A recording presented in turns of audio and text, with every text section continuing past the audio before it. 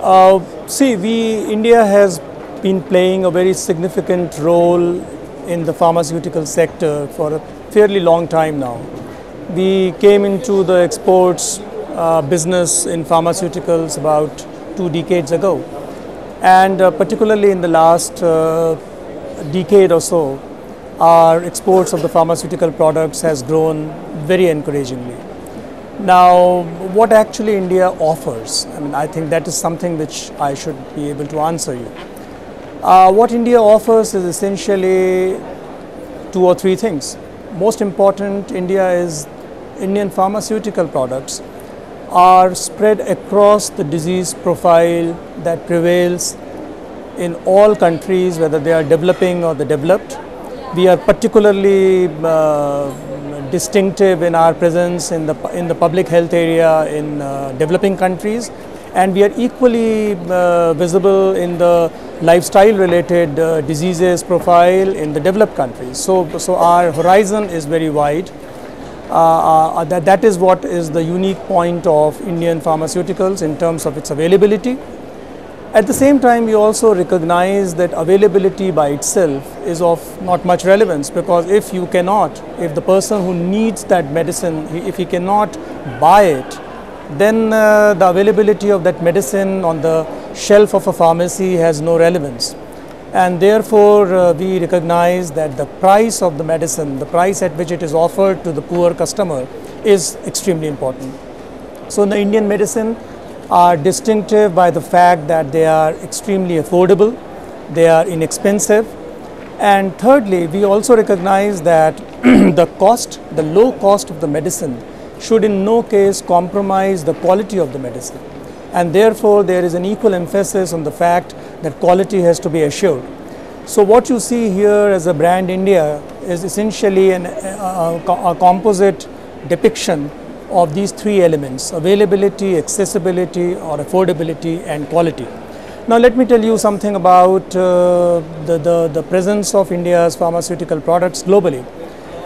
Just to give you some statistics, we have been exporting medicines worth about $13 billion in the year 2011-2012, and we have an ambition, we have targeted for ourselves to reach a figure of $25 billion by 2015, and then we do have a vision of reaching a figure of $60 billion by 2020.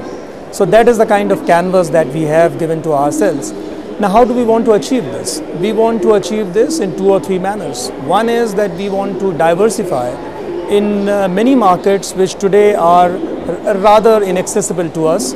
For example, we are very heavily present in very important regulated markets such as the United States, the European Union, amongst the less regulated markets such as Africa. But I think there are some other markets, for example the CIS or China or Japan or some parts of Southeast Asia, where our presence is still not as much as we would like it to be. And therefore these are the markets which are going to be our focus in the coming years. But that doesn't mean that our focus on the United States or the European Union will come down anymore.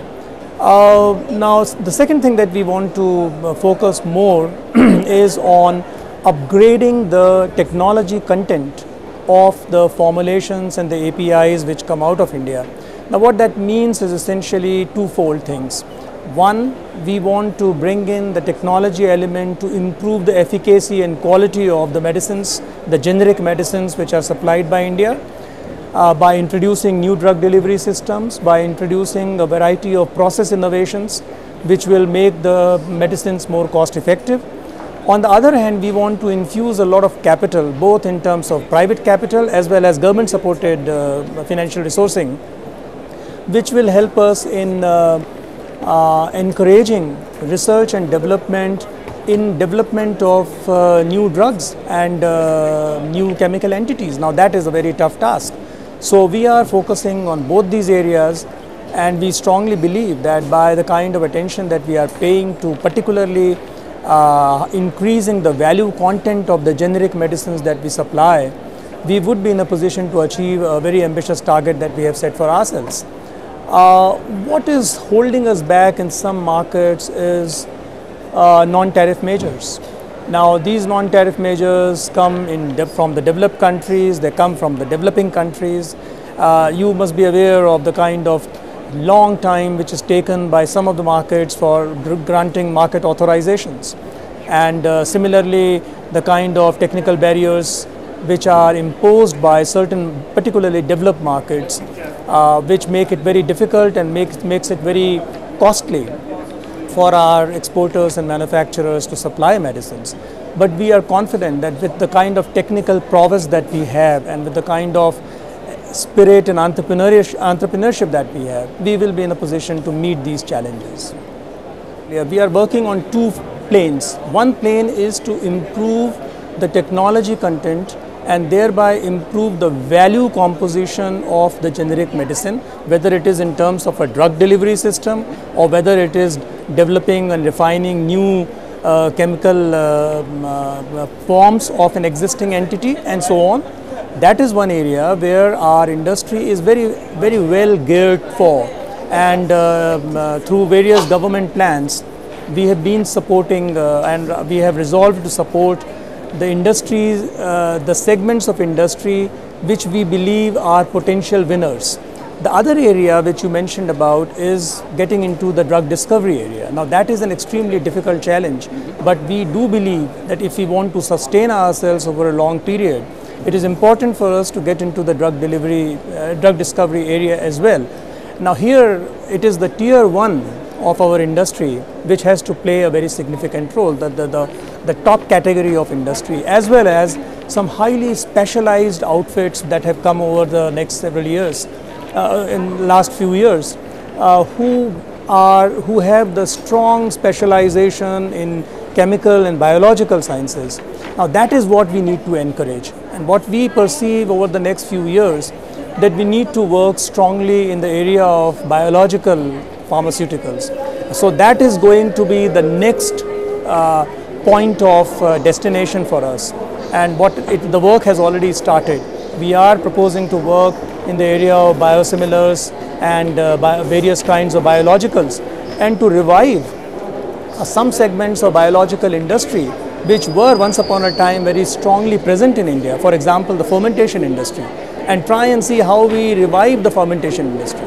So this is, I would say, a broad menu in which we want to address the growth as we envisage in the next 10 to 15 years.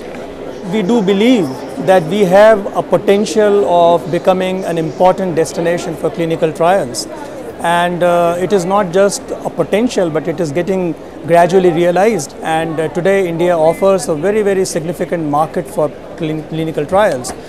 Recognizing this, what we are doing is we have got into regulatory development in 3 or 4 areas, which would, once it is through, develop a very strong regulatory regime, a regulatory framework to ensure that clinical trial industry takes roots in India and grows at a very respectable rate.